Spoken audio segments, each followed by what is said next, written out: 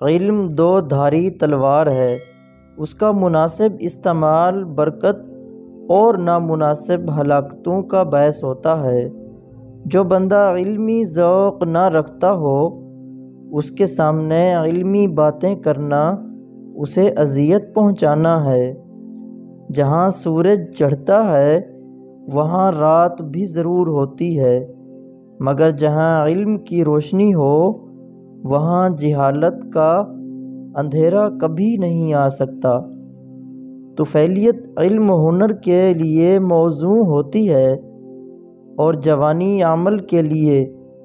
پیری میں بجز گوشہ گزینی اور کچھ نہیں ہو سکتا۔ جو شخص اچھے اور برے میں تمیز نہ کر سکے اس کا شمار مردوں میں سے ہے۔ اونچے درجے کی ذہانت حاصل کرنے کے لیے اونچے درجے کا علم حاصل کرو۔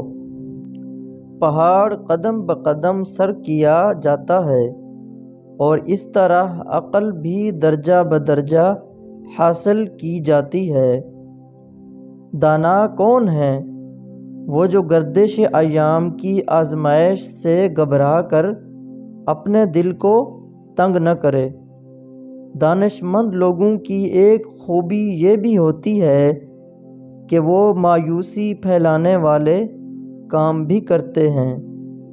پسند کی عورت چاہتے ہو تو پہلے عورت کی بھوک مٹاؤ۔ عورت کی بھوک 4 چیزوں سے مٹتی ہے: دولت، شہرت، تعریف اور خوشامد۔ آنکھیں سب ہی لوگ رکھتے ہیں لیکن پرکھنے کی صلاحیت کچھ ہی کے پاس ہوتی ہے۔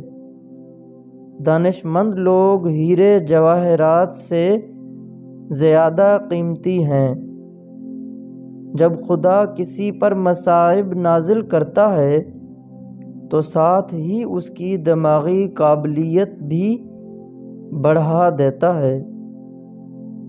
دنیا عاقل کی موت پر اور جاہل کی زندگی پر ہمیشہ آنسو بہاتی ہے۔